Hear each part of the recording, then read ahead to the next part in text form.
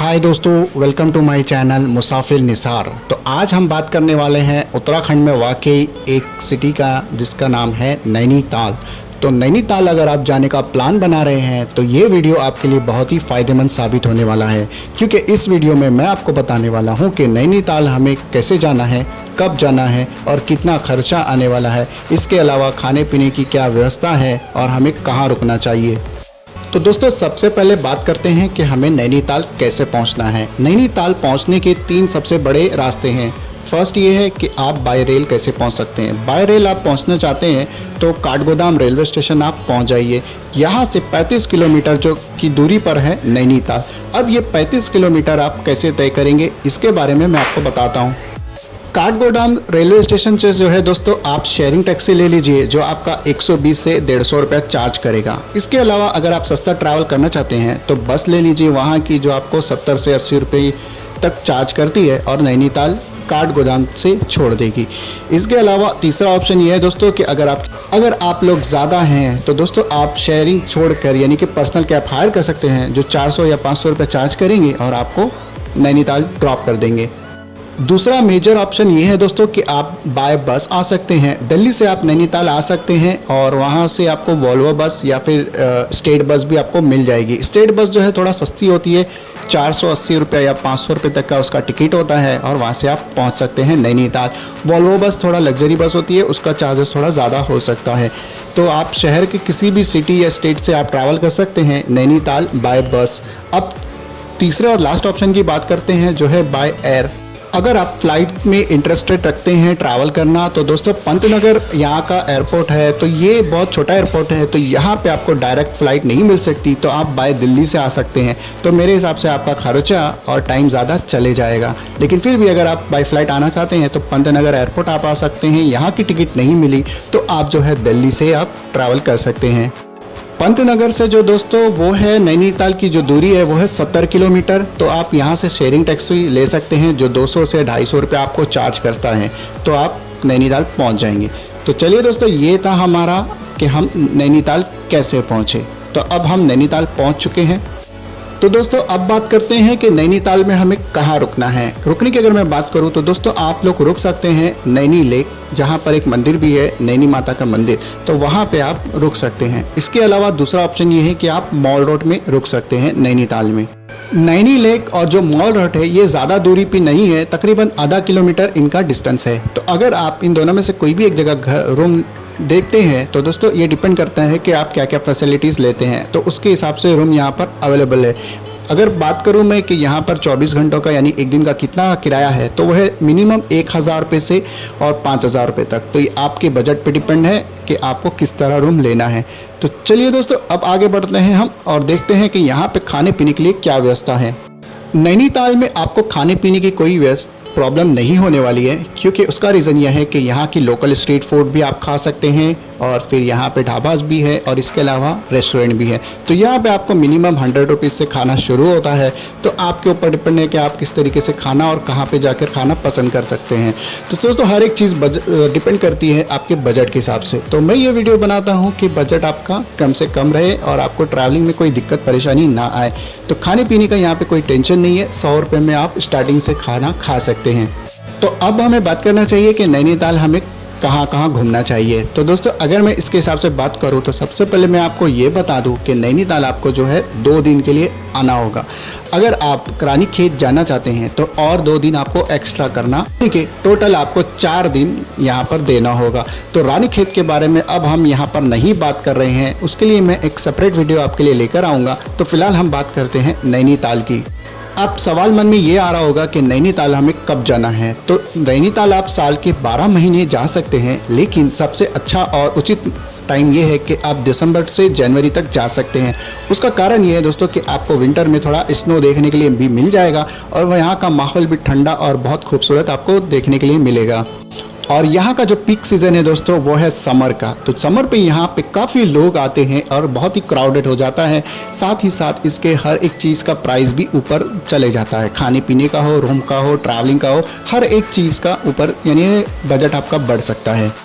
नैनीताल पहुंच चुके, रूम खरीद चुके और फिर खाना पीने के बारे में बात हो चुकी। अब बात करते हैं कि नैनीताल के जो हमारे 2 दिन है, डे 1 डे 2, वो हमें कैसे स्पेंड करना है और कहां कहां घूमने जा सकते हैं, उसके बारे में अब हम बात करते हैं।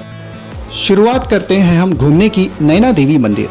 मैंने इसलिए कहा था नैना देवी मंदिर कि आप यहाँ पे रूम ले लीजिए, क्योंकि यहाँ पे आप थोड़ी ही दूर पे ये मंदिर है, तो यहाँ पे आप अपने सफ़र की शुरुआत कर सकते हैं और थोड़ा आधे घंटे में मंदिर घूम कर थोड़ा एंजॉय भी कर सकते हैं और फोटोग्राफी वीडियोग्राफी करके इस लम्हे को आप मेमोरेबल भी बना सकते हैं।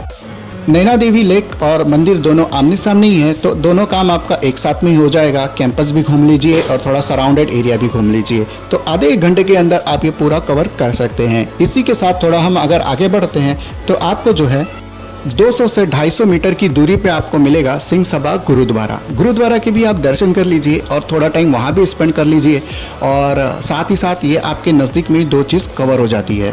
अब इसके अलावा अगर हमको और उसी दिन ट्रैवल करना है तो हम आगे बढ़ते हैं। तो आप आ जाइए नैनीताल लेक। नैनीताल लेक में आप जो है बोटिंग कर सकते हैं और बोटिंग आप ज़रूर कीजिए, क्योंकि ये बहुत ही खूबसूरत और प्यारा मंजर हो आपको लगेगा और यहाँ पे आपको बोटिंग करके बहुत अच्छा लगेगा। अगर मैं इस बोटिंग की बात करूँ प्राइस की, तो 180 रुपया है कपल्स का। अगर आप कपल्स है तो बहुत अच्छी बात है, और अगर आप कपल्स नहीं है, सिंगल है, तो आप किसी एक को ऐड कर लीजिए और 2 जन मिल के आप जो है 180 रुपीज़ पे करके चले जाइए। और अगर आप 4 लोग हैं तो 210 रुपये वाला टिकट ले लीजिए और वो आप 4 लोग घूम सकते हैं। तो इन 2 वादियों के बीच में ये नदी है और यहाँ पे आप कश्ती यानी बोटिंग कर रहे हैं, तो ये एक यादगार लम्हा भी यहाँ का आप ले लीजिए। तो दोस्तों हम बात करते हैं अभी अपने अगले डेस्टिनेशन की तरफ, जिसका नाम है echo cave garden. Echo cave garden में दोस्तों जो है 6 गुफाएं हैं, 6 सुरंगें हैं, जिसमें से अगर आपका शरीर थोड़ा हेल्दी है, मोटा है, तो आप वो हर गुफा से नहीं गुजर सकते। अगर आपका शरीर थोड़ा पतला है तो आसानी से आप चले जा सकते हैं। तो यहाँ पे आप तकरीबन आपका 1.5 से 2 घंटा ज़रूर जाएगा, तो यहाँ पर आप यहाँ का भी इंजॉय कर सकते हैं इको केव गार्डन में। ये सारी जगह घूम लेने के बाद दोस्तों, शायद से अगर आपके पास टाइम बचता है इवनिंग में, तो आप जो है मॉल रोड कवर कर लीजिए इवनिंग के टाइम पर। इवनिंग के टाइम पर इसलिए क्योंकि वहाँ पर शाम के टाइम पे ठंडी ठंडी हवाएं चलती है और जो टाइमिंग होता है और खूबसूरत नज़ारा आपको देखने के लिए मिलेगा। तो वहाँ पे आप खा पी सकते हैं, रेस्टोरेंट है, स्ट्रीट फूड है और वहाँ की लोकल डिशेस भी आप ट्राई कर सकते हैं। और वहाँ पे कुछ ऐसे एंटीक पीस भी है जो आप खरीद सकते हैं। और इसके अलावा वहाँ पर आपका जो है डे 1 ख़त्म हो जाता है, तो आप अपने रूम पर आ जाइए और रूम पर आने के बाद जो है दोस्तों आप तैयारी कीजिए डे 2 के लिए कि हमें कहाँ जाना है। डे 2 शुरू हो चुका है दोस्तों, तो मन में ये सवाल आता होगा कि हम ये सारी जगह कैसे कवर करें, ट्रांसपोर्ट साधन यानी ट्रांसपोर्ट वे क्या होगा, तो वो मैं आपको वीडियो के एंड में ज़रूर बताऊंगा। तो चैनल को सब्सक्राइब आप ज़रूर करें। अगर आप चैनल पर न्यू हो तो ये सारी इन्फॉर्मेशन और लोगों तक पहुंचने के लिए दोस्तों प्लीज़ चैनल को शेयर और सब्सक्राइब और लाइक ज़रूर कीजिए, चैनल न्यू होने की वजह से। तो दोस्तों डे 2 की अगर हम बात करें तो वो है, अगला हमारा डेस्टिनेशन है वो है नैनीताल ज़ू। नैनीताल ज़ू की जो है किराया यानी कि जो एंट्री फीस है वो है 100 रुपया। तो यहाँ पे आप जो जो जानवर एनिमल्स अवेलेबल है आप उसे देख लीजिए, हो सके तो फोटो और वीडियोग्राफी ज़रूर कर लीजिए और इस लम्हे को भी आप मेमोरेबल बना दीजिए। तो उसके बाद यहाँ पर आपका थोड़ा समय यानी कि 1 से 2 घंटा आप यहाँ स्पेंड कीजिए और निकलिए। अगला हमारा डेस्टिनेशन है, उसका नाम है snow view point. Snow view point में आप ढेर सारी एक्टिविटीज़ कर सकते हैं रोप वे के ज़रिए, या फिर यहाँ पे तरह तरह की एक्टिविटीज़ होते हैं। तो अगर आप एडवेंचर लवर्स है तो आप यहाँ पे आपको बहुत ही मज़ा आने वाला है दोस्तों। तो स्नो व्यू पॉइंट भी आप ज़रूर जाइए। अगर मैं रोप वे की बात करूं दोस्तों, तो राउंड ट्रिप का ये लोग चार्ज करते हैं 300 यानी कि 300 रुपये। तो 300 रुपये में आप नैनीताल को ऊंचाई से देख सकते हैं और ये एक अनुभव और एक्सपीरियंस भी आप ले सकते हैं। इसके अलावा यहाँ पे और भी ढेर सारी एक्टिविटीज़ होती है, जैसे मोटर रेसिंग, मोटर बाइकिंग और फिर डैशिंग कार का आप इंजॉयमेंट ले सकते हैं। गो कार्ट का भी आप ले सकते हैं। इसके अलावा ये सारी एक्टिविटीज़ के दोस्तों अलग अलग प्राइस हैं।